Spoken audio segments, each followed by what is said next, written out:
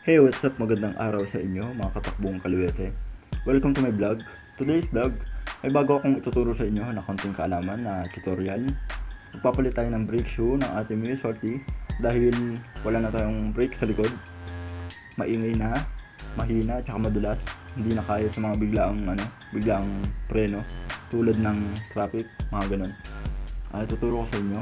Ito nga pala yung ating nabili sa Yamaha branch. Bili natin to sa Yamaha branch ng Montalban, San Jose. Ayun, sponsor nga pala ng aking girlfriend. Salamat dito. Nabili natin to sa halagang 350 pesos lang. Stock lang tayo, hindi tayo nagbabago ng brake. Stock lang, genuine Yamaha. So, ayun, papalit tayo. Turo ko na din sa inyo kung paano. Ayun, tara. Bago natin simulan, shoutout muna tayo. Shoutout kay Mary Luis Piodo, tsaka kay Maureen Piodo. Big sa lahat yung best friend ko, Jefferson Campos. Shoutout daw sa pamilya niya, kay Ate Josie, tsaka kay Jasmine, tsaka kay Bartolo. Shoutout po sa inyo. Stay safe. God bless po. Yun, at kung bago ka pa lang sa aking channel, huwag mong kakalimutan mag-like and subscribe. I-hit mo na din ang notification bell para ma-update kayo sa mga bago kong videos. Tara, simulan na natin. Let's go! Bali, ang first step natin gagawin, tanggalin muna natin mga bolt doon sa pipe, tsaka doon sa may canister. Ayun, yung mga nakikita yung bolt, kailangan muna natin alisin yan.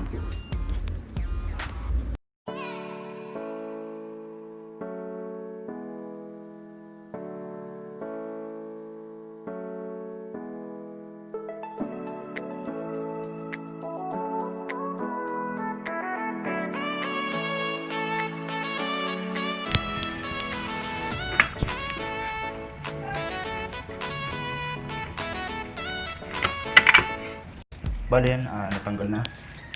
Tatanggalin natin itong pipe atras kasi ito after maluwag na yan.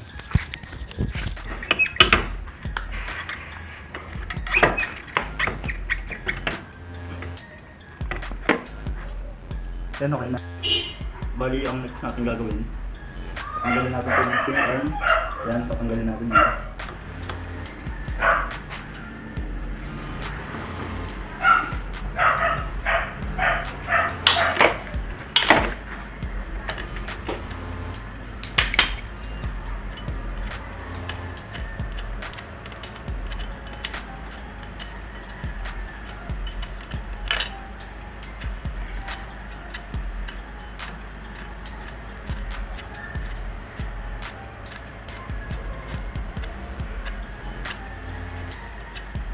Ayan, bali, naalis na.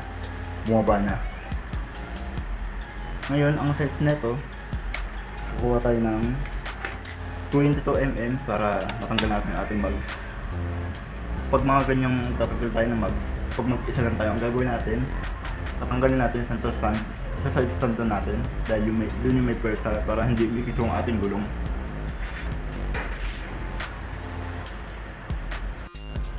Bali yan na sa stand na natin. Bali ang ginawa kong DIY dun sa brake, tinalian ko ng goma para doble na matigas. Kasi pag inopen natin yung wrench na yan, yung pinaka bolt na yan, iikot lang. Tara, buksan na natin. Time lapse ko muna.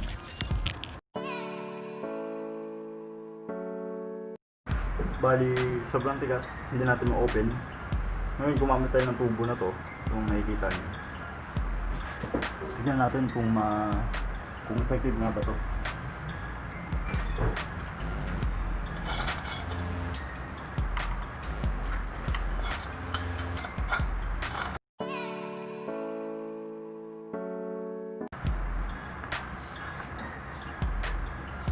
Yung nut, ito. Tapos bearing, tatabi din natin to. May bearing ulit. Tapos yung pinaka dito, may spring. Sagad nyo yan, luwagan nyo yan, sagad na sagad kailangan.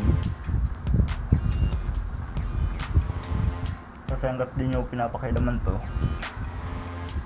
hindi maalis yung mags natin kasi nakakapit pa yan dyan.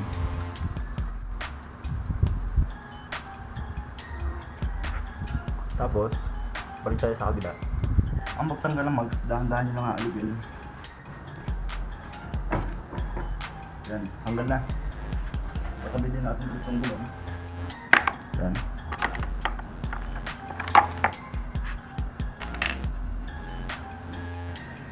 Bali, ito yung luma natin. Mapapansin nyo, ito. Pag ginanyan mo, sobrang kinis na, no? Mga gasgas na yan, di mo na mararamdaman yan. Makinis na. Ito naman yung bago natin. Yan, ito yung bago natin. Ito naman. Ayun, no? Pag ginanyan mo, nakikita mo naman yung diferensya eh. Sobrang gaspang. Hindi tulad na to. Mas makinis pa sa mukha ko. Yan. Joke lang. Ngayon, bali itong replacement na binili natin yung stock, wala pa siyang spring. Kaya huwag nyo basta-basta tatapon na lang. Ito. Yan. Tapos ito sa kanan. Yan. Kabit natin yan. Yan. Tapos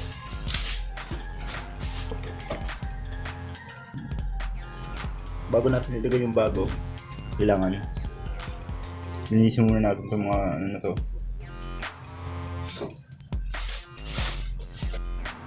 Ngayon, linisin natin yung brush.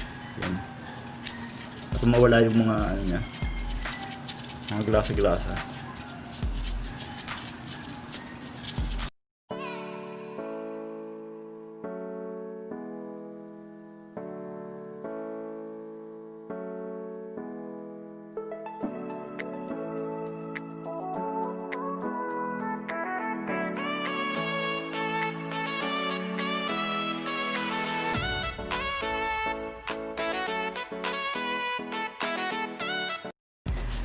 Bali yan, naikabit na natin yung spring. Hindi ko na naipakita sa inyo kung paano. Bali yung spring na yan, kabilaan yan. Itong spring na to, parehas nakatapat doon sa loob. Tapos yung kabilang spring naman, yung papasok dito, paangat. Tapos yung isa naman, pag ganun. Yan. Kakabit na natin dun sa may ating likuran. Tara.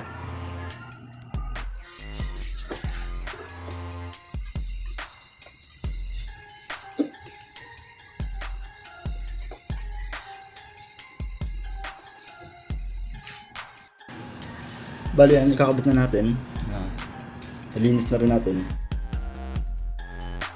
Nakakabit na natin ang spring. Yung bilog at saka to, kailangan tugma. Kakabit na natin tong mags.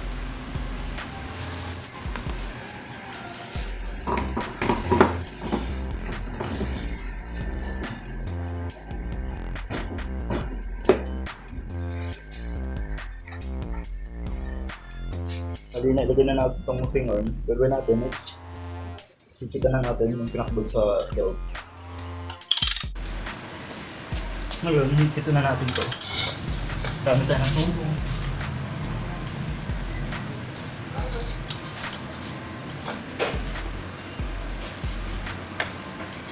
Ayun, okay na. Tapos, babalik na natin yung mga bolt. Bali, kakabit na natin tong swing arm.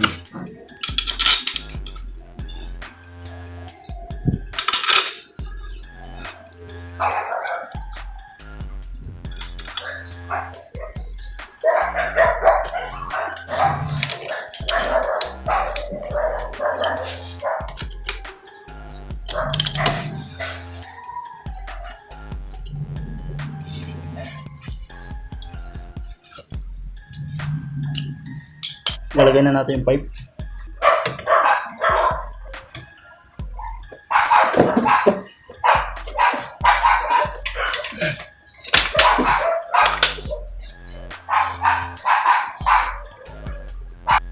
Bali ngayon, tapos na natin ang ating tutorial. Naikabit na rin natin ang dapat natin ikabit. Sana kung nagustuhan nyo yung ating ginawang tutorial, sana nasundan nyo. Huwag niyong kalimutan mag-like and subscribe. I-hit nyo na rin ang notification bell para maging updated kayo sa mga bago natin videos.